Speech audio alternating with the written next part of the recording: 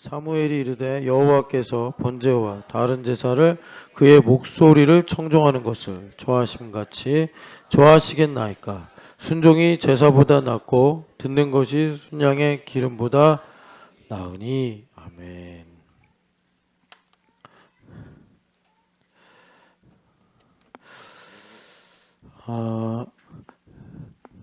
조일준 집사님 아까 뭐 한다고 물어보지 않았어요? 그냥 넘어간 거예요?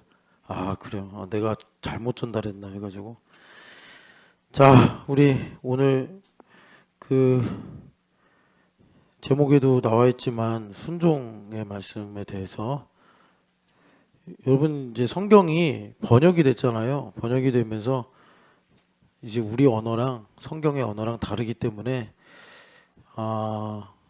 우리가 그 번역된 그 간극을 넘어서야 되는데, 여기 지금 순종, 그죠? 순종이 나오고, 그리고 23절에는 또 들음이 나오나, 듣지 않는 것이나, 하여튼간에 완고한 것, 이렇게 나오는구나. 순종이 제사바, 듣는 거 나오네요. 듣는 거. 이제 여기 듣는 것은 조금 다르긴 한데, 여튼간에 이 모든 게, 여러분 그 신명기 주제가 쉐마잖아요. 이거 히브리어로 쓰면 이렇게 생겼거든요. 쉐마. 이렇게 읽어요. 요걸 똑같아요. 근데 요 듣는 것은 반복을 하다 보니까, 그러니까 좀 이제 듣는데 요런 의미예요. give attention. 그러니까 좀 더 집중해서 듣는 거예요. 그래서 다 듣는 것이다. 듣는 것이다. 주님께서 신명기에 그러니까 한 번 더 이 토라를 반복하시면서 강조하신 게 들어야 된다.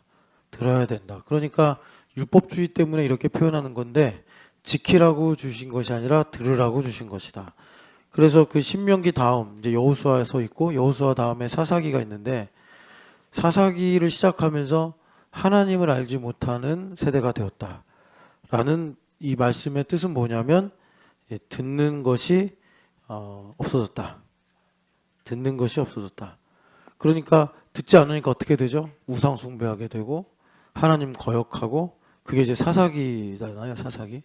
그래서 하나님께서 어쩔 수 없이 또 이방 민족을 통해서 고난을 허용하셨는데, 사실은 하나님께서 허용하셨다고 하면 이게 이제 부정확하고 하나님으로부터 멀어진 거죠.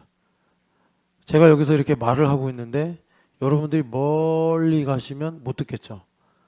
그런 거예요. 하나님으로부터 멀어지면 안 들리는 거예요. 그런데 우리 죄 때문에 하나님께서 천지를 말씀으로 창조하신 분이잖아요. 그러니까 하나님께서 말씀을 들릴까 말까 가늘게 하시는 분이 절대 아니에요. 그런데 왜 그 열왕기상 19장에 보면은 세미한 소리로 말씀하신다고 하느냐? 그게 이제 우리가 복잡해서 그런 거예요. 우리가 내 생각에 강하고, 또 뭐 여러 가지 내가 두려운 게 있고 어둠이 있고 이러니까 하나님께서 세미한 소리로 말씀하신다.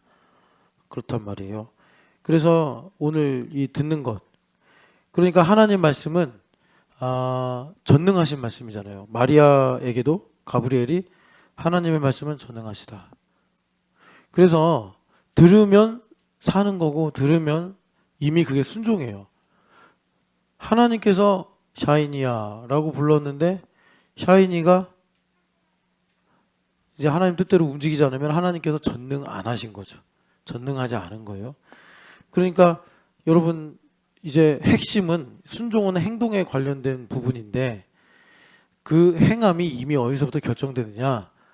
들음을 믿음에서 믿음으로 말미암아 이제 우리가 실상을 갖게 되는데, 들음에 있단 말이에요. 들음. 그러니까 우리 인생에 하나님께서 힘을 주시고 답을 주시고 복을 주시는데, 근본적인 해결책이라고 해야 되나? 답은 들음에 있다. 들음에 있다. 듣기만 잘하면 되는 거고, 이제 결과적으로 우리가 이렇게 교회가 된 거는 이 듣는 것의 문제 때문에, 하나님께서 이 듣는 것의 문제를 확실하게 항상성 있게 우리에게 주신 것이 바로 교회다. 그래서 여러분, 이 들음이라는 게 영적인 들음이잖아요. 내가 너에게 말하는 것은 영이요 생명이라. 레마를 말씀하시면서 이것은 영이고 생명이다 이렇게 말씀했어요. 그러니까 여러분들이 꼭 굳이 뭐 환상과 계시와 뭐 이런 신비적인 것을 통해서 들으려고 할 필요가 없고 그걸 들었다고 해서 그렇게 자랑할 필요도 없고 그러니까 들음이라는 거는 우리가 믿음으로 살아갈 때 공기와 같은 거예요. 공기와 같은 것. 그러니까 우리한테 이상한 거는 안 들리는 게 이상한 거예요. 안 들리는 게. 자, 내가 두려워요. 왜 두렵죠? 안 들리니까 두려운 거예요. 내가 막 혼란스러워요. 왜 혼란스럽죠? 안 들리니까 혼란스러운 거예요. 여러분 이런 모든 일을 이제는 하나님 중심으로 우리가 잘 가름해서 어디가 문제인가 내가 화가 나요. 그럼 우리는 문제 때문에 화가 나 이러잖아요. 아니에요. 안 들리는 거예요. 안 들리는 거. 안 듣고 살다가 마귀가 와서 재미 좀 보자. 얘 가지고 좀 재미 좀 봐야겠어. 얘 가지고 좀 놀아야겠어. 그래가지고 이만큼 이제 자기중심성이 쌓였어요. 그게 이제 뭐 교회 봉사를 하고 이제 뭐 내가 괜찮은 사람인 것 같아. 나 해결된 것 같아. 이렇게 부심이 생겨가지고 말이에요. 딱 이제 자기가 이렇게 이제 자기중심성으로 가득 찬 걸 모르고 멀쩡한 줄 알고 있다가 괜히 집에 갔는데 신경 건드리네. 오락오락 하면서 화를 내는 거예요. 그럼 원숭이는 뭐라 그래요? 야 재밌다 개콘이다 이러면서 이제 보는 거예요. 마치 삼손이 눈이 뽑혀가지고 막 이렇게 이제 그 블레셋 사람들이 모여있는 일종의 원형극장 같은 데서 막 재롱을 부렸다고 하잖아요. 그게 무슨 뭐 여러분 삼손이 막 이렇게 귀여운 척한 게 아니고 장님이니까 사람들이 가지고 논 거예요. 내가 듣지 못하니까 어두워져서 원수마귀가 쿡쿡 찌르면 막 화내고 막 하나님께서 주신 형상 잃어버리고 막 내가 이제 마귀처럼 막 그렇게 하는 거예요. 그럼 마귀는 야 개그 콘서트다 재밌다 저거 이 구경하면서 조롱하는 거예요. 그런 줄 모르고 화가 나니까 막 이제 내 주장하고 막 내 이제 힘을 과시하고 막 화나면 그러잖아요 사람이. 그러니까 참 나중에 이제 구원받은 사람은 그게 지나가고 나면 비참하죠. 왜? 마귀가 조롱만 하나요? 훔쳐가요 또. 예수님 그랬잖아요. 도둑놈이라고. 그러니까 마음이 안 좋죠. 그럼 어떻게 돼요? 하나님 볼 면목 없는 거예요. 그러니까 이제 뭐 교회도 안 오고 불러도 그냥 약간 덜덜하게 대답하고 반복이 되는 거예요. 그러니까 여러분 여기서도 이제 사무엘 선지자가 말씀하시지만 듣는 게 생명이에요. 듣는 게 생명. 그래서 신명기의 핵심 말씀이 그 6장 4절 말씀이잖아요. 들으라. 쉐마. 들으라. 자, 여러분 우리 인생에 뭐 성공이라는 이름을 붙여봅시다. 성공이 뭐예요? 자, 우리 여기 유연이가 있는데 유연이를 키우는 박윤희 집사님의 성공이 유연이가 가끔 서울대 과잠 입고 다니거든요. 서울대 들어가면 성공입니까? 사람들은 성공이라고 그러죠. 비웃지 마세요. 왜 비웃어요? 유연이 서울대 가? 서울대 가요. 성공이요. 여러분 이거 무시 못합니다. 유연이 서울대 가잖아요. 박윤희 집사님 인생 모든 게 다 의로운 사람이야. 우리가 뭐라 그러겠어요? 야 이런 줄 몰랐는데 대단한 사람이었구나. 이런 시선이 생겨요. 그리고 이제 박윤희 집사님 후배들이 유연이 어떻게 키웠어요? 유연이 어떻게 가르쳤어요? 이제 물어봐요. 예. 반드시 그런다니까요. 그러니까 이제 그런 게 성공이 아니고 말하자면 하나님의 뜻이 이루어지는 게 성공이잖아요. 우린 피조물이니까. 예. 신영기 집사님 만약에 사업했어. 성공해요. 그러면요. 신 집사님한테 막 물어보겠죠. 신 집사님 너무 행복하겠죠. 그게 성공이 아니고 하나님의 뜻이 이루어지는 게 성공이에요. 하나님의 뜻이 이루어지는 게. 하나님의 뜻이 사업이 안 되는 거면 그게 성공이에요. 사업이 되는 거면 그게 성공이고 하나님 뜻이 중요해요. 자, 그러면 우리가 하나님의 뜻을 어떻게 이루느냐? 우리가 죄 가운데 있고 흑암에 있고 그러니 우리는 능력도 없고 있다고 해도 오히려 하나님의 뜻을 이루는데 걸림돌만 된단 말이에요. 토털 디프레비티. 전적으로 부패해서 우리는 하나님의 뜻을 이룰 수가 없어요. 오직 순종으로만 이루실 수 있습니다. 순종. 자, 여기까지 딱 말씀을 들으면 순종해야지 그러는데 순종이 안 돼요. 순종한다고 하면 꼭 순종 반대로 행동해야 해. 순종한다고 하면. 신앙생활을 좀 진지하게 열심히 해본 사람은 이거 알아요. 순종한다고 하면 이상하게 반대로 가네. 그게 성경에 나오는 유대인들의 역사예요. 순종한다고 하면. 여러분 순종은요 예수님만 하신 거예요. 그러니까 예수님의 별명이 하나님의 어린 양이잖아요. 왜 그런 거죠? 예수님은 태어나면서 죽는 순간까지 순종으로 사셨기 때문에. 순종으로 사셨기 때문에. 우리가 순종할 수 있는 길은요, 예수님 따라가는 것밖에 없어요. 그러니까 우리가 예수님을 따라가는 거, 예수님 존경하는 거잖아요. 왜 존경하죠? 이분은 태어나면서 죽을 때까지 모든 걸 다 순종으로 가셨어. 그 순종이 뭐죠? 예수님 뭐만 행동하시면 복음서의 기자들이 편집증 환자처럼 따라다니면서 뭐라 그래요? 이건 구약에 이 말씀이 응한 거다. 이건 구약에 이 말씀이 응한 거다. 예수님 태어나자마자 아버지가 무서워가지고 요셉 아버지 있잖아요. 애국으로 도망갔어요. 그랬더니 마태 사도가 이거는 이 말씀을 이루려 하심이라. 내가 애굽에서 내 아들을 불렀다. 이 말씀을 이루려 하심이라. 아니 예수님께서 태어나자마자 무슨 정신이 있고 무슨 판단력이 있으세요. 그냥 엄마 품에 이렇게 안겨가지고 응애 하실 나이인데, 그런데도 예수님을 우리가 리스펙하는 건 뭐냐면 그때도 하나님 말씀이 이루어지는 사람이잖아. 그러니까 이게 너무 신비로운 거예요. 너무 신비로운 거예요. 그런데 놀라운 것은 우리가 예수님을 믿고 예수 그리스도 안에 거하면 우리도 또한 하나님 보시기에 좋았더라 하는 것처럼 하나님의 말씀이 응하는 삶을 살게 된다. 성경에서 그렇게 말씀하는 거예요. 그래서 예수님 믿는 것밖에 순종할 수 있는 길이 없어요. 아무리 여기 석유, 유연이, 샤이니, 이세미가 엄마한테 순종해야지, 아빠한테 순종해야지, 선생님한테 순종해야지 아무리 해도 얘네들이 그렇게 순종을 이제 목표로 살면 결과는 뭐예요? 안 살아봐도 알아요. 오호라 나는 공고한 사람이로다. 순종하려고 했는데 내 마음에 다른 한 법이 있어. 사망의 법으로, 불순종의 법으로 나를 끌고 가는구나. 순종을 기껏 했더니 이제 순종이 너무 힘들고 나를 불행하게 했고, 내가 순종한 거, 그 순종한 대상을 향해서 오히려 내가 더 반감을 가지게 되고, 이렇게 인생이 모순으로 만나게 되는 거예요. 그래서 생명의 성령의 법을 따라가는 것만이 우리가 이 순종할 수 있는 유일한 길이다. 우리가 사무엘 상하를 지금 이제 사실 한 권이잖아요. 한 권인데 편의상 두 개로 나눈 건데, 이 사무엘서의 주제는요, 여러분 잘 아시는 것처럼 이 순종이 큰 틀이기 때문에 주제는 뭐냐? 하나님 마음에 합한 사람이에요. 그래서 이 다윗왕이 아니라 바울 사도가 설교를 하실 때 다윗을 인용해요.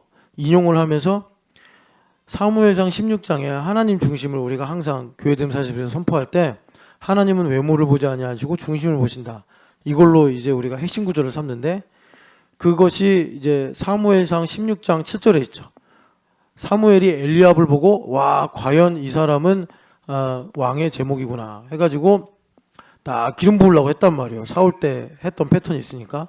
그런데 하나님께서 마음에 다행히도 사무엘 선지자가 깨어 계셨기 때문에 아니야 해가지고 나는 외모를 보지 않아, 나는 중심을 봐. 그래서 사무엘이 쭉 7째 놈까지 봤는데 거기에 아무도 없는 거예요. 하나님 분명히 가라고 해서 왔는데 이게 다냐 하고 이새한테 물어보니까 실은 8째 놈이 있는데 그 아이가 지금 저쪽에 가 있습니다. 이러면서 이제 다윗을 만나게 되잖아요.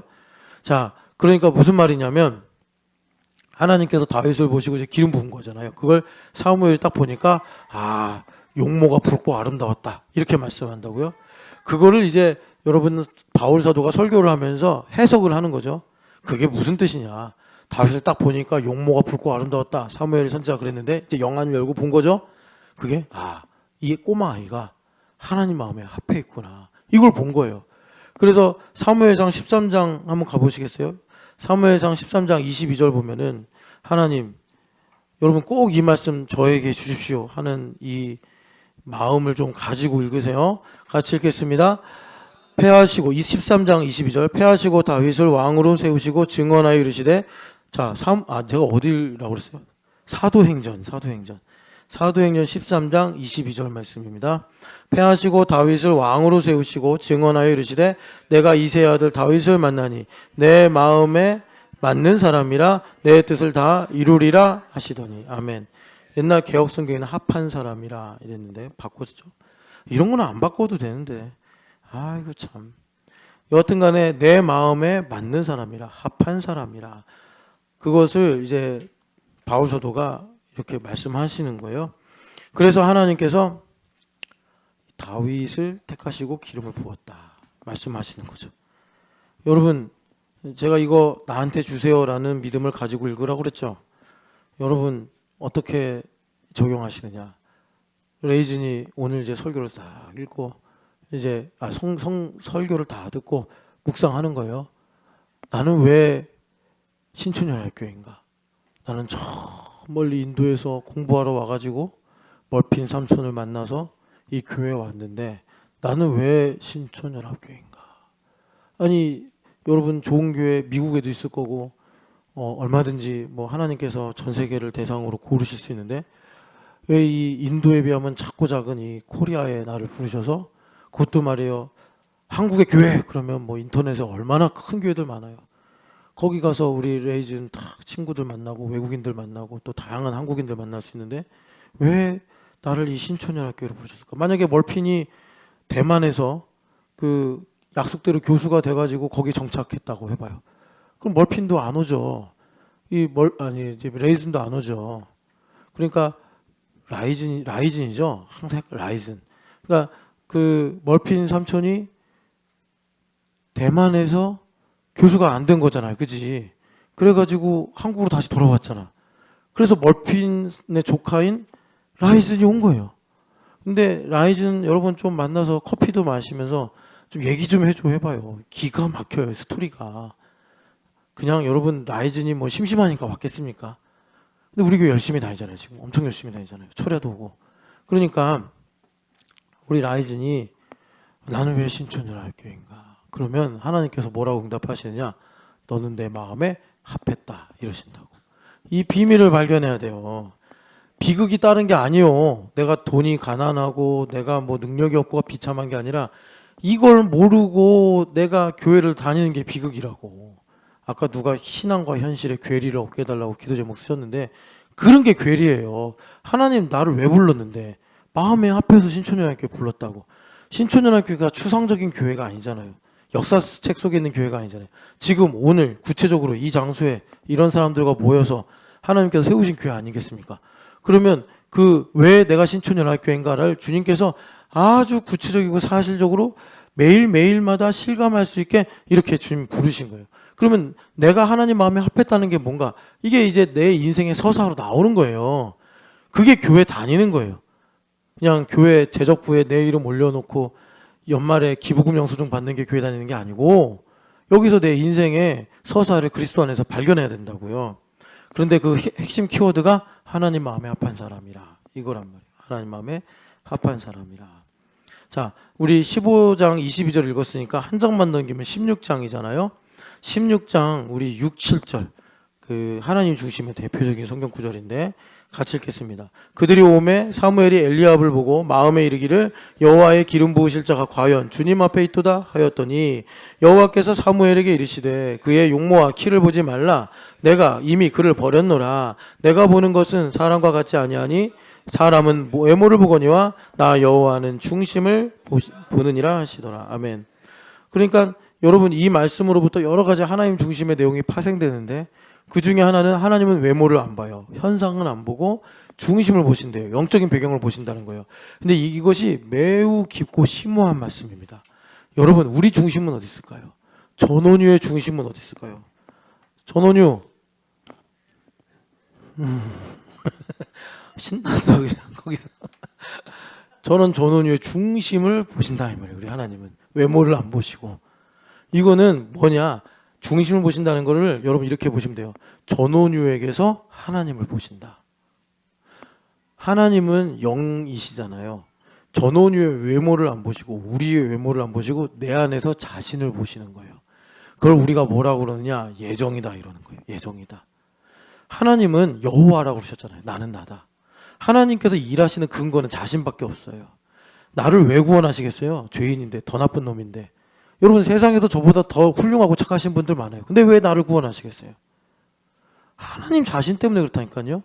소유미 안에 하나님 계시니까 그걸 우리가 다른 말로 신령한 복이다 그러면서 뭐라고 그러는 거죠? 하나님께서 세상을 만드시기 전에 창세기 1장 1절 전에 소유미가 자기 안에 있었대요. 하나님께서. 그럼 우리가 지식으로 들어갈 수가 없어요. 그래서 하나님께서 소유미를 구원하시겠대요. 그리고 소유미를 통해서 영광 받으시겠대요. 영광 받으시겠대요. 그게 중심을 보신다는 거예요. 그래서 우리가 그렇게 하나님을 믿는 영 안이 열리면 현상이 아니라 영적인 배경을 보게 된다. 우리 형제들의 자매들의 삶에서도 뭘 보는 거예요? 주의 형상을 보내. 이렇게 찬양하는 거예요. 주의 형상을 보내. 우리 박유미 집사님이 벵가드를 봐요. 이만영 집사님도 보고 정은정 집사님도 보고 전일준 집사님도 보고 뭘 봐야 돼요? 그들 안에 있는 주의 형상을 보내. 그래야 돼. 형상. 이만영 집사님이 아무리 캐리커처를 또 이상하게 그려도 주의 형상을 보내 하면서 찬양해야 돼. 용서하고 사랑하고. 유전자 검사를 해봐. 뭔가 DNA가 섞여 있을 것 같아. 둘이. 톰과 제리처럼 너무 잘 맞아요. 자, 그래서 중심을 본다. 이것은 적용으로 말하면 하나님께서 나를 보실 때 내 안에서 자신을 보신다. 그래서 우리를 붙잡으시고 구원하신다. 이거를 우리 베드로 선생님이 뭐라고 그러시냐. 베드로 선생님은 에피그노시스의 전문가세요. 베드로 선생님이 뭐라고 그러냐면 우리는 썩어질 씨가 아니라 썩지 아니할 씨로 거듭났다. 썩지 아니할 씨로 거듭났다. 이 말이 무슨 말이냐? 갈라디아서를 보면 우리는 약속의 자녀라. 뭘 따라났대요?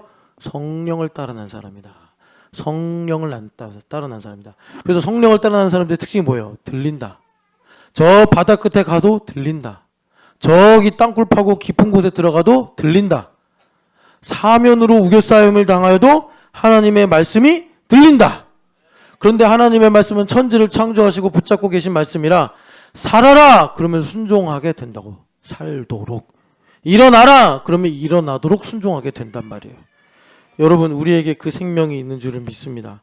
그래서 여러분, 우리가 이제 지금 하나님 마음에 합했다를 여러 가지 국면으로 보는 건데, 하나님의 마음에 합했다. 그러니까 무슨 말이에요? 여기 보니까 아까 전에 바울 사도가 내 뜻을 이루리라 그랬잖아요. 내 뜻을 이루리라. 그러니까 우리는 운명적, 숙명적으로 어떤 삶을 사는 거죠? 하나님 말씀이 응하는 삶을 사는 거예요. 그러니까 제가 여러분, 우리가 계속 듣는 게 뭐죠? 지금 몇 달 동안 계속 듣는 게 뭐예요? 이제 험악하게 살지 말고 잃어버릴까봐, 빼앗길까봐, 못할까봐 전전긍긍하면서 하나님하고 긴장이 팽배한 삶을 살지 말고 하나님을 아버지라 부르잖아요. 편안한 삶을 살란 말이에요. 예, 우리 여기 있는 아이들이 숙제를 안 해서 혼날까봐, 뭐 또 공부를 못해서 혼날까봐 전전긍긍하고 살면 자녀가 아니잖아요. 자녀기 때문에 이게 모순이 아니라 역설적 진리인데, 공부를 못해도 괜찮고 내가 숙제를 안 해도 괜찮고, 그렇지 강희쌤, 그게 자녀 되면 확신이라고. 숙제를 안 해도 괜찮고. 애들이 그러는 거예요. 이샘이 언니는요, 수학을 하다가 집중이 안 되네. 저 방에 들어가서 공부를 해야겠어. 그러면서 이제 주캠방에 들어간대요. 그러면서 뭘 하느냐? 만화책을 본대요. 어느 날 4층 리모컨에 배터리를 빼놨대요. 누가? 이샘이 모르게. 삐삐삐삐 소리가 나면 보던 만화책을 휙 던지고 이제 딱 있는 거죠. 근데 그날따라 삐삐삐 소리가 안 들린 거예요. 정신없이 만화책을 보다가 엄마한테 걸린 거예요. 비도 안 오는데, 아니 비가 온 날 먼지나게 욕바지를 하고 공부하는 거죠. 내 이세미가 혼나는 거 많이 봤어요. 그러면 지향 집사님이 보통입니까? 그냥 팩폭을 하면서 정신 안 차릴래. 그럼 이세미가 이러고 있어요. 그리고 이제 엄마가 끝내잖아요. 그럼 이세미가 돌아 웃어. 정신승리. 야, 이세미 정신력 대단해. 내가 이세미 진작에 밑장 빼기 하는 걸 알았는데, 이 정신승리까지 할 줄 몰랐어요. 야, 너는 조금만 훈련하면 아주 훌륭한 바둑의 고수가 될 수 있어. 절대 요동하지 않고. 아주 그냥 주캠 애들에게서 레전드가 되고 있어요. 지금 점점. 어떻게 하다가 강성모 집사님도 밑장 빼기 안 하고, 우리 임지양 집사 그런 면이 없는데, 참 이 연합이라는 건 참 신비로운 거예요. 자, 그래서 말씀이 우리에게 응하는 삶을 사는데, 이 말씀이 응하는 삶이란 뭐냐? 말씀이 사실이 되는 거잖아요. 말씀이 사실이 되는 건 예수님과 우리가 연합하는 건데, 여러분, 예수님은 보통 분이 아니잖아요. 하나님의 아들이시잖아요. 천지의 주제이시고. 그러니까 이분하고 나하고 연합하면 감출 수 있는 게 없어요. 그래서 우리의 무의식까지도 다 주님께서 새롭게 해버리세요. 우리의 무의식까지. 내 마음에 깊은 곳에 가라앉아 있는 두려움까지 주님께서 싹 이렇게 이제 다 갈아엎으시는 거예요. 그래서 1, 2부 때도 말씀드렸지만 그리스도는 빛이시라 우리에게 오셔서 말씀하시면 빛을 비추시는 건데 지금도 여러분 말씀을 듣는 게 빛을 비추시는 거예요. 그럼 내 어둠이 드러나요. 이 어둠이 드러날 때 평소 여러분들이 이런 성격의 사람들 있잖아요. 이게 내가 당신에게 혹시 폐를 끼쳤을까 봐 미안합니다.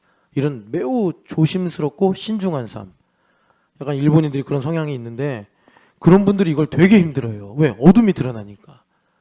그런데 그럴 때는 그냥 좀 뻔뻔하게 저 사람한테 내가 폐를 줬어도 아유 야 우리 그냥 도끼 객긴 합시다. 이렇게 좀 넘어갈 수 있는 성격이 좀 유리한데 이제 그럴 때는 되게 이제 그것 때문에 본인도 속상하고 막 상대방의 마음도 헤아리느라 골치 아프고 이런단 말이에요.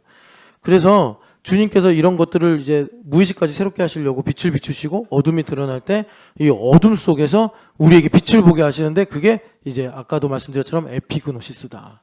내가 예수님을 다윗의 자손이라고 알고 있었는데 아 예수님께서 다윗의 주인이시구나. 그러면 다윗의 주인이신 예수님을 왜 하나님은 다윗의 자손이라고 하셨는가? 나의 지식의 한계를 넘어서 보게 될 때 참으로 다윗의 자손이라고 하신 것이 진리구나. 이렇게 알게 되는 게 에피그노시스란 말이에요. 에피그노시스. 그러니까 이런 순간이 이제 우리 삶으로 보자면 이런 거예요. 우리가 사랑한다 그러잖아요. 그런데 여러분 하나님의 사랑은 하이엔드 사랑 아니겠어요? 그래서 성경에서 그걸 온전한 사랑이다.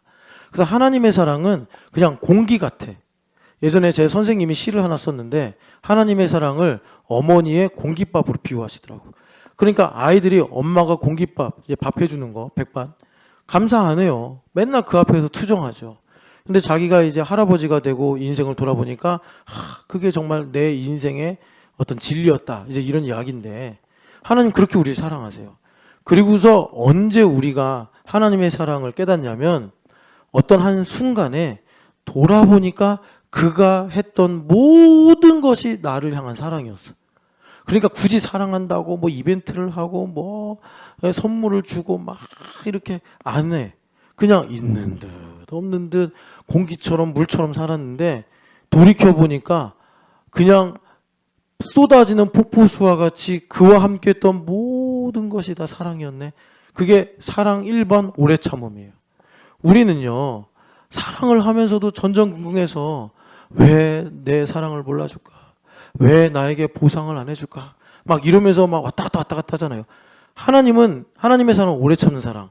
내가 잘하든 못하든 내가 뭐 이렇든 저렇든 우리 하나님은 거기에 대해서 좀 더 사랑하셨다가 덜 사랑하셨다가 이러신 분이 아니에요. 그냥 묵묵히 우리 부모님들처럼 묵묵히 사랑하시는 그리고 어느 한순간에 딱 돼. 그랬더니 미치겠는 거예요. 왜? 그가 했던 모든 게 사랑이에요. 이게 하나님의 온전한 사랑이에요. 그런 사랑을 경험하면 두려울 게 없는 거예요. 세상에서. 하나님 나와 함께 하시니까.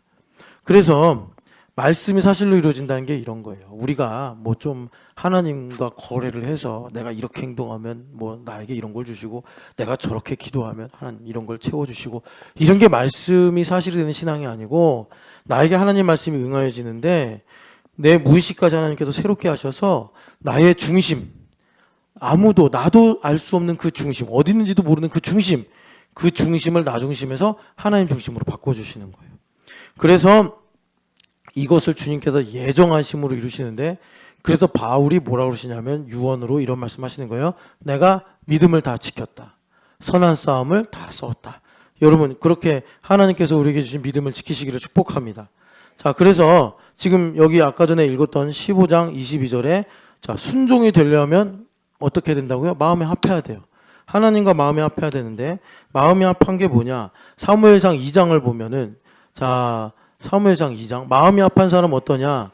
한나처럼 살아요. 한나가요 막 애통하며 기도하는데 영이 둔감한 엘리 제사장이 와가지고 술 끊어라 그랬더니 거기에 대해서 한나 아줌마가 억울하다 뭐 이러면서 뭐 무시한 게 아니라 엘리 제사장의 말을 듣고 집으로 돌아갔잖아요. 그래서 18절에 보면 여러분 1장 18절 읽고 2장으로 갈게요. 1장 18절 보면 하나님 마음에 합한 게 뭐냐? 여종이 당신께 은혜를 입기를 원하나이다 하고 자 같이 읽겠습니다. 가서 먹고 다시는 근심빛이 없더라. 아멘. 이거예요. 이게 하나님 마음에 합한 거예요. 여러분 이게 이제 그 김은옥 선교사님 말씀하신 뭐지? 심플 라이프. 네 번째 심플 라이프예요. 일어나서 순종하고 자고, 일어나서 순종하고 자고, 이거예요. 은혜 있기를 원하나이다. 그 사람이 나에게 얼마나 신뢰를 주든 훌륭한 사람이든 떠나서 그 사람의 직분이 대제사장이니까 아멘 하고 다시는 밥 열심히 먹고 얼굴에 수심이 없더라. 여러분 이렇게 심플하게 사시기를 축복합니다. 자, 하나님 마음에 합한 것이 뭐냐? 2장 30절 주님께서 우리에게 말씀하시는데 같이 읽어보겠습니다. 그러므로 이스라엘의 하나님 나 여호와가 말하노라. 내가 전에 내 집과 내 조상의 집이 내 앞에 영원히 행하리라 하였으나 이제 나 여호와가 말하노니 결단코 그렇게 하지 아니하리라. 나를 존중히 여기는 자를 내가 존중히 여기고 나를 멸시하는 자를 내가 경멸하리라. 아멘. 토라를 배우면 도를 터득한다고 그랬어요. 도. 아까 전에 여호와의 산에서 도가 나온다. 미가서 4장에서 우리가 읽었잖아요. 그러니까 하나님의 도를 터득하면 하나님을 경외하게 돼요. 경외하게 되면 보이는 걸 보는 것이 아니라 보이지 않는 걸 보고 살아간단 말이에요. 그래서 여기도 보면은 내 집과 내 조상의 집이 내 앞에서 영원히 행하리라. 아론과 맺은 언약이에요. 대제사장의 직분을 두고 축복하신 거란 말이에요. 그런데 하나님께서 엘리와 그의 아들들이 지금 하나님 속속이니까 내가 결단코 그렇게 하지 아니하리라. 그러면 하나님께서 감정이 흔들려가지고 아까 전에 우리의 감정은 파도와 같아 뭐 이렇게 저렇게 흔들린다고 그랬잖아요. 하나님도 그러신 분인가? 아니죠. 이 상충되는 구절을 하나님을 경외해야지 이 말씀을 통해서 하나님께서 왜 우리에게 무슨 말씀하시는지를 들을 수 있단 말이에요. 그래서 하나님께서 친히 뭐라 그러시는 거죠? 하나님은 인격적인 하나님이시라 30절 마지막에 보면은 나를 존중히 여기는 자를 존중히 여기고 나를 멸시하는 자를 내가 경멸하리라. 그러니까 하나님은 변함이 없으세요. 하나님을 경외하면 하나님께서 그를 아끼시고 귀하게 여기세요. 그런데 내가 하나님을 가볍게 여기고 하나님을 그러니까 우리가 멸시하면 내가 하나님께 멸시를 당하는 거예요. 만약에 하나님께서 눈에는 눈, 이에는 이라는 원칙을 가지고 자기한테 잘하는 사람한테는 잘해주시고 자기한테 못하는 사람은 그대로 갚아주시면 하나님께서 사랑이 아니시죠. 사랑이 아니죠. 그런데 하나님은 그 모든 차원을 넘어서 계신 분이라 하나님은 변함이 없으신데 하나님을 경외하는 사람은 하나님을 경외하고 가까이 하기 때문에 그만큼 자기가 스스로 복을 받는 것이고 하나님을 무시하고 하나님을 간과하는 사람은 그만큼 인생에서 손해를 보거나 험악한 삶을 갖게 된다. 이 인격적으로 통치하시는 원리를 주님께서 우리에게 말씀하시는 거예요. 그래서 여러분 누굽니까? 모세 선생님이 출애굽기 33장에 하나님께 영광을 보여달라고 기도했는데 그 영광의 응답이 뭐냐면 나는 여호와라 여호와라 하시면서 이 여호와라는 이름에 담긴 내용처럼 나는 하고 싶은 대로 한다. 그 하고 싶으신 대로 하시는 걸 뭐라 그러냐? 내가 긍휼히 여길 자를 긍휼히 여기고 내가 은혜 베풀 자에게 은혜를 베푼다. 이게 하나님은 자신이 예정하신 대로 하나님은 행하신다라고 말씀하신단 말이에요. 그러니까 우리가 그런 하나님을 존경하면 내가 모압인이라 할지라도 내가 이방인이라 할지라도 내가 암몬 자손이라 할지라도 하나님께서 나를 존중히 여기셔서 수로보니게 여인처럼 복을 받게 되는 거죠. 그런데 내가 유대인이에요. 그런데도 불구하고 내가 하나님을 경멸하고 멸시해요. 그러면 아론의 집의 자손이라 할지라도 하나님께서 그를 존중히 여기실 수가 없게 스스로 선택하고 자초하게 되는 거다. 주님께서 우리에게 이 마음에 합하는 문제를 말씀하시는 거예요. 자, 그래서 아래 35절을 보시면 같이 읽겠습니다. 내가 나를 위하여 충실한 제사장을 찾으리니 그 사람은 내 마음 내 뜻대로 행할 것이라. 내가 그를 위하여 견고한 집을 세우리니 그가 나의 기름 부음을 받은 자 앞에서 영구히 행하리라. 아멘. 그러니까 나의 기름 부음 받은 자가 그리스도라는 거 아시죠? 우리가 그리스도를 얻기 위하여 위의 것을 찾으며 다름질하고 살아가는 삶을 살게 된다. 주님 말씀하시는 거예요. 어떤 사람이요? 하나님의 마음에 충실한 제사장. 그래서 주님께서 이 충실한 제사장을 찾는 것을 이제 사무엘 상하에서 긴 서사로 말씀하시는 거예요. 여기서 중요한 거. 그러니까 그 긴 서사 중에 많은 비중을 차지한 사람이 다윗이죠. 그러니까 사무엘 상하의 주인공은 다윗이라고 할 수 있어요. 다윗의 모든 서사가 뭐죠? 다윗이 어려서부터 목동을 하고 또 군대에서 여러 가지 지위를 갖고 일하다가 도망자가 되고 왕이 되고 그러다가 여러 우여곡절을 겪고 넘어지고 다시 회복되고 하는 모든 과정이 다 어떤 내용을 우리에게 말해주는 거예요? 쉐마가 뭐냐? 이걸 말해주는 거예요. 쉐마. 그러니까 쉐마가 모든 일을 잘하고 모든 일을 성공하는 게 쉐마가 아니라 여러 상황이 있는 가운데서 어떤 것이 쉐마냐, 이거를 주님께서 우리의 언어로 딱 핀포인트로 말씀하시기가 힘드니까 내러티브로, 다양한 내러티브로 우리에게 말씀하시는 거예요. 그러니까 다윗의 모든 이야기, 그가 심지어 범죄하고 나락으로 떨어지는 것조차도 하나님은 우리에게 쉐마를 말씀하시는 거예요. 김은옥 선교사님이 4가지 이치를 말씀해 주셨는데, 첫 번째 이치가 쉐마잖아요. 쉐마. 자기가 이렇게 인생을 살고 후회가 없다. 나 노년에 이제 라스트 댄스 추러 요코하마로 가는 건데, 하나님의 영광이 기대된다. 아니, 그랬더니 마침 또 우리 전황성 선교사님도 오셔가지고 자신도 이제 마지막 트랙이 남아있다. 전심전력. 여러분 마라톤 봐봐요. 마지막에 스테디움 한번 딱 뛰고 골이 나게 됩니다. 그때 전심전력으로 영광스럽게 뛴다고. 예. 그러니까 우리 선교사님, 전황 선교사님도 이제 그 어디죠? 나라 남부교회로 가셔서 라스트 댄스 하신다는 우리 선교사님도. 그래서 저보고 옆에 금각사 갔으니까 놀러 오시오 그러시더라고요. 참 놀러 갈 수 있는 시간이 있으면 좋겠는데, 여러분들도 금각사 놀러 가세요. 우리 선교사님도 뵙고 거기 교통도 편리해서 오사카도 갈 수 있고 교토도 갈 수 있고 뭐 그렇게 말씀하시더라고요. 자, 그런데 여하튼간에 이런 귀하신 하나님의 종들을 우리에게 만나게 하시는 거, 여러분, 그래서 김은옥 선교사님이 쉐마, 난 평생 쉐마하고 살았다. 여러분 이렇게 쉐마로 걸어가시기를 축복합니다. 그래서 중요한 질문, 다윗이 모든 것을 잘했느냐? 아니죠. 인간적으로 평가하면 사울 왕이 훨씬 훌륭한 왕이죠. 사울 왕은 자기 부하 물론 다윗이 충성스러웠는데 그를 시기해서 비방하긴 했으나 다윗처럼 우리아를 죽이고 이런 다윗이 참 훌륭한 분이긴 했는데, 여하튼 간에 다윗이 모든 것을 잘했느냐? 아니에요. 실패하고 넘어지고 돌이킬 수 없는 문제와 많은 고통을 겪었잖아요. 자식들끼리 서로 죽이고 막 이런 일.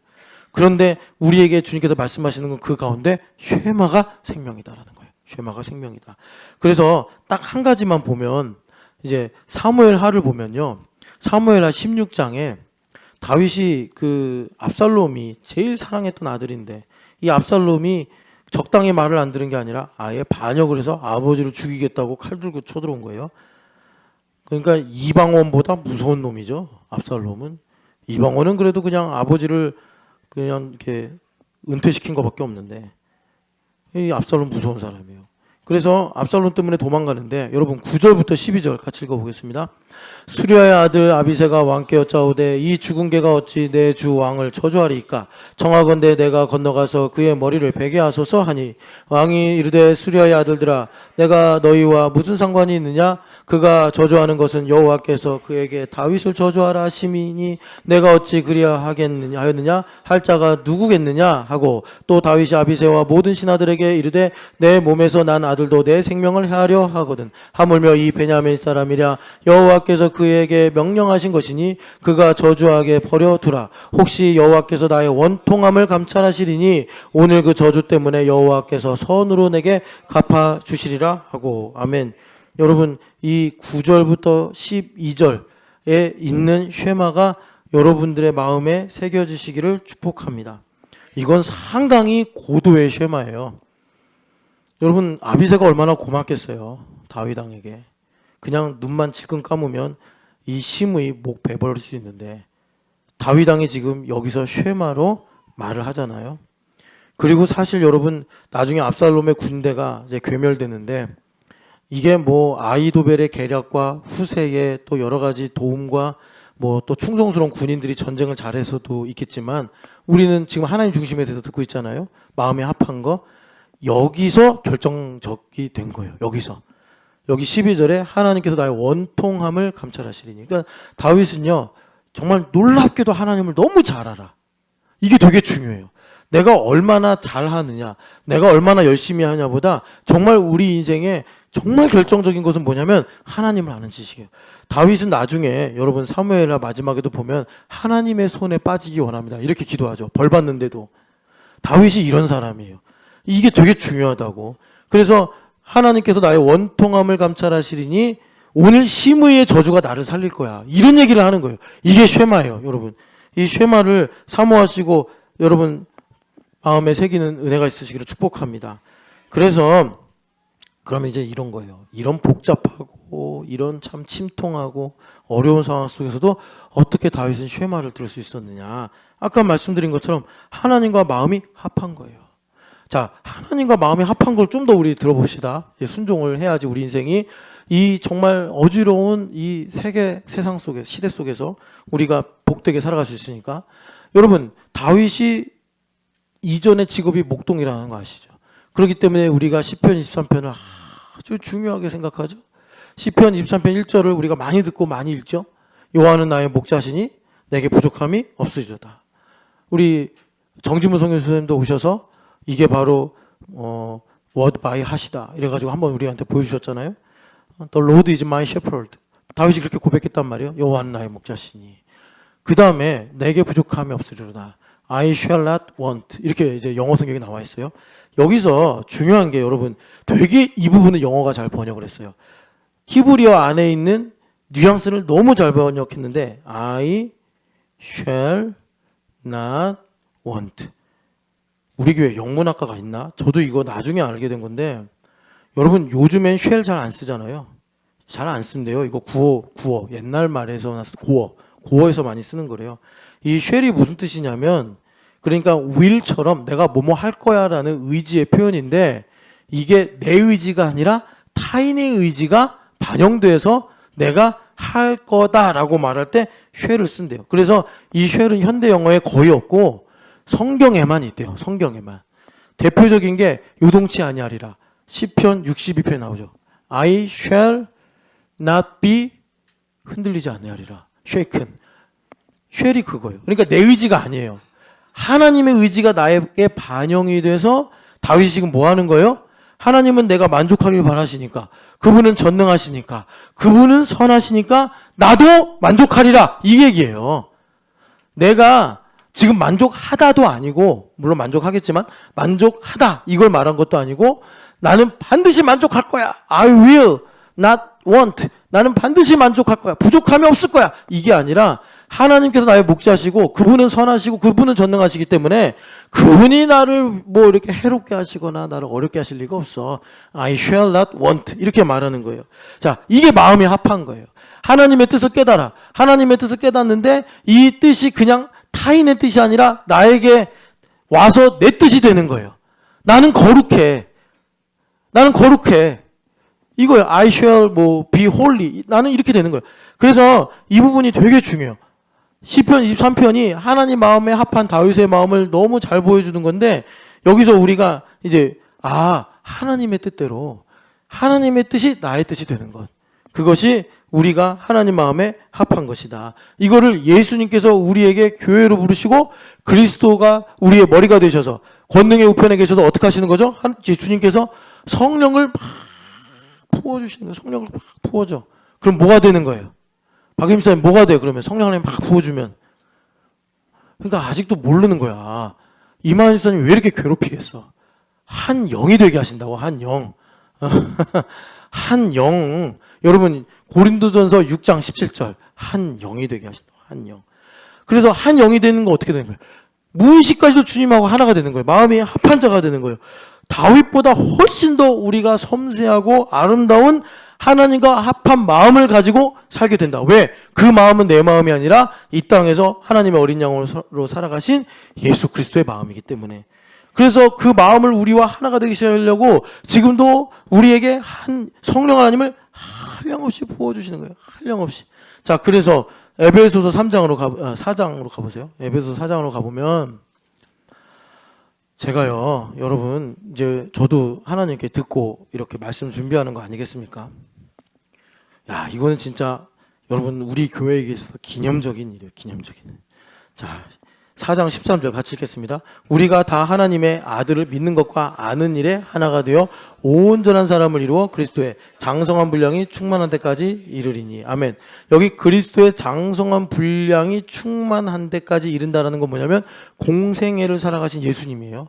그러니까 예수님께서 자기가 메시아라는 걸 깨닫고 물론 아셨겠지만 또 우리가 인성을 가지고 보면은 예수님께서 그렇게 하나님의 성령, 하나님의 은혜로 자기가 가야 할 길과 하나님의 뜻이 무엇인지를 알고서 순종으로 이제 걸어가신 게 공생애인데, 이 공생애는 하나님의 뜻에 100% 순종하신 것이기도 하지만 예수님께서 행하시는 것이 100% 하나님의 뜻이 된 시간이기도 해요. 그거를 가리켜 그리스도의 장성한 분량이 충만하다, 이렇게 말씀을 하는 거예요. 이것이 우리가 교회가 되어 살아가는 순종이라는 인생입니다. 그런데 어떻게 이렇게 충만한 데까지 이르게 되느냐? 자, 어떻게 되느냐? 여기 봤더니 하나님의 아들을 믿는 것과 아는 일에 하나가 되어, 이렇게 번역이 돼요. 이렇게 읽으면은 이런 겁니다. 우리가 하나님의 아들을 아는 일과 믿는 일을 하는데, 이런 일들을 하는 사람들과 하나가 되어서 우리가 하나됨으로 그리스도의 장성한 분량에 이르게 되는구나라고 생각하는데, 아니고, 여러분 이거 영어 성경으로 보면은 정확하게 번역이 되어 있는데, 그러니까 하나가 되어라는 것을 그냥 유니티라고 그래요. 유니티. 하나, 유니티. 그러니까 두 가지가 하나의 실체가 되는 거예요. 유니티가 되는데, 뭐가 유니티가 되는 거냐? 이렇게 되어 있어요. The unity of the faith and knowledge로 되어 있겠지만, 여기 지식은 에피그노시스예요. 자, 여기서 중요해요. 여러분 잘 들으세요. 그러니까 한글 번역하고 조금 뉘앙스가 다른 거예요. 영어 성경 보면 정확하게 나와 있고, 당연히 헬라어도 그렇게 되어 있어요. 그러니까 하나님께서 우리 인생에 유니티를 주신다고. 이것이 내가 믿는 그리스도, 신앙 고백이에요. 주는 그리스도십니다. 근데 이 유니티가 뭐로 구성되어 있냐면, 믿음과 지식이라고 그러면은 약간 좀 여러분 또 지식 이런 쪽으로 가니까 에피그노시스라고 할게요. 지식을 넘어선 지식, 에피그노시스. 이게 하나가 된다는 거예요. 자, 믿음은요, 여러분 에베소서에서 진작에 말씀하지만 하나님께서 예정하신 바를 따라 은혜로 주시는 게 믿음이에요. 그러니까 나한테 줘버리시는 거예요. 그러니까 내가 믿음이 있으면 들리고 믿어지는 거예요. 여러분들이 하나님 세상을 창조하셨고 우주도 만드셨고 아르테미스 2호가 가가지고 달 뒤편을 보고 왔는데, 우리는 가보지 않아도 거기도 하나님 만드셨지. 우리는 다 믿고 산단 말이에요. 왜? 믿음을 주셨으니까. 달도 하나님 만드셨으니까. 그래서 그냥 들으면 믿어지는 거예요. 그게 바로 은혜 받는 거예요. 자, 믿음은 내가 만드는 게 아니에요. 내가 노력을 해가지고 쟁취하는 게 아니에요. 하나님께서 그냥 주시는 거예요. 예정하심을 따라 주시는 거예요. 자, 이 믿음에 대한 반응이 에피그노시스입니다. 믿음에 대한 반응. 그러니까 무슨 말이냐면, 주님께서 우리에게 그러니까 믿음을 주세요. 이 믿음에 대해서 내가 반응을 해야 되는데, 이 반응, 그러니까 그리스도를 얻는 거잖아요. 그리스도를 얻기 위하여 내가 이전에 얻었다 함도 아니요 온전히 이루었다 함도 아니라 달려가는 거예요. 그리스도를 얻기 위해 달려가는 거예요. 그것이 나에게 그리스도를 아는 지식, 거기도 제가 에피그노시스라고 그랬죠. 가장 고상한 그 지식.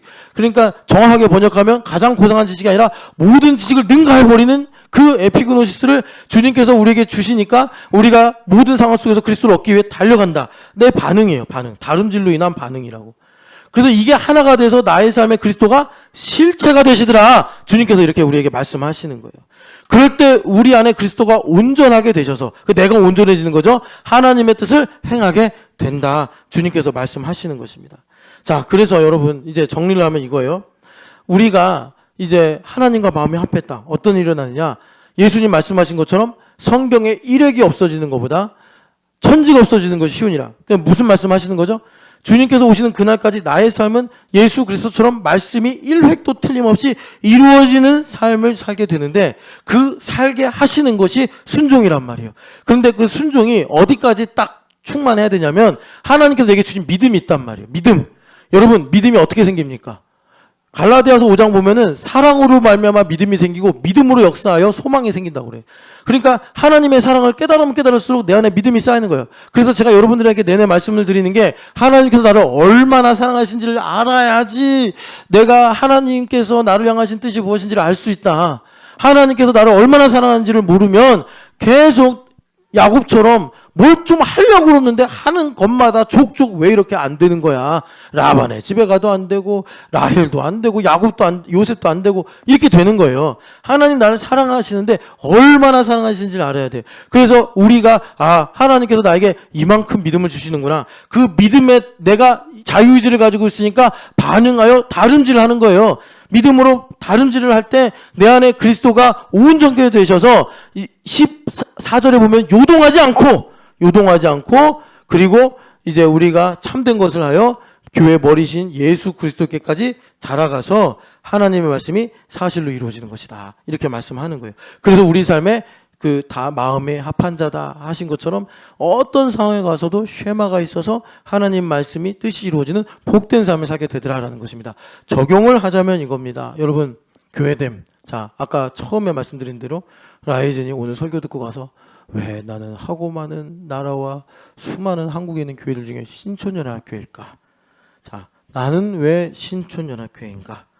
이 물음 앞에서 오늘 나를 찾고 발견하는 것이 바로 순종으로 가는 길입니다. 그러니까 여러분, 우리는 그리스도를 위해 지음받았고 그리스도로 말미암아 지음받은 존재예요. 고린도서 1장의 말씀처럼. 그래서 내가 그리스도를 얻어야 우리 유연이가, 여기 정유연이가 왜 내 아버지는 정경칠이며 왜 내 어머니는 박윤이고 왜 내 언니는 정유하고 내 오빠는 정치는인가, 이걸 알게 된다고. 지금 어린 나이니까 뭐 그거를 이렇게 논리적으로 고백식으로 말할 수는 없겠지만 그냥 아빠가 고맙고 아빠를 조금 더 이해하게 되고 엄마가 고맙고 엄마를 좀 이해하게 되고 오빠도 더 사랑하게 되고 교회를 더 이해하게 되는 거예요. 그러니까 여러분 마찬가지예요. 우리 김진춘 목사님이 나는 왜 신촌연합교회인가? 아니 보미 집사랑 결혼해서 대구 갔다니까요. 아버지도 목사님이에요. 지금도 목회하세요.